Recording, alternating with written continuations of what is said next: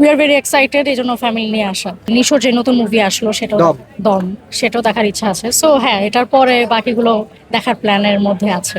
আচ্ছা, এই যে বসুন্ধরা সিনেপ্লেক্সে মানুষ হ্যাঁ। আসে একটু আরামে বা খুব স্বস্তির সাথে যেন মুভি দেখতে পারে, হ্যাঁ। হুম। তো এবার হচ্ছে বাংলাদেশের হচ্ছে কিং বলা হয় সাকিব খানকে। সাকিব খানের মুভি এই বসুন্ধরা সিনেপ্লেক্সে নাই, আসলে এই বিষয়টা কিভাবে দেখছেন আপনি ব্যক্তিগতভাবে?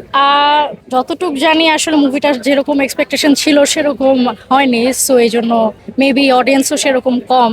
তো সেই ক্ষেত্রেই মেবি এই ডিসিশনটা নেওয়া যে এখানে এটা কাস্ট করা হবে না, এটাই আর কি। আচ্ছা, অনেকে বলতেছে যে এটা সিন্ডিকেটের কারণে নাকি হচ্ছে এই মুভিটাকে অফ করে দেওয়া হয়েছে। যদি সাকিব খানের প্রিন্স মুভিটা চলে তাহলে অন্যান্য যে মুভিগুলো আছে এগুলো ফ্লপ খাবে, মানে তারা হচ্ছে সিন্ডিকেট করে সাকিব খানের এই প্রিন্স মুভিটাকে অফ করা হয়েছে। আপনি ব্যক্তিগত ভাবে আসলে এটা কিভাবে দেখছেন, যে আসলে কি কারণ হতে পারে কিনা? টু বি ফ্র্যাঙ্ক, আমি এটা ইনভলভড আসলে হতে চাই না। এটা আসলে ওদের ব্যক্তিগত ব্যাপার, ওটা একটা কিভাবে ডিসিশন নিয়েছে।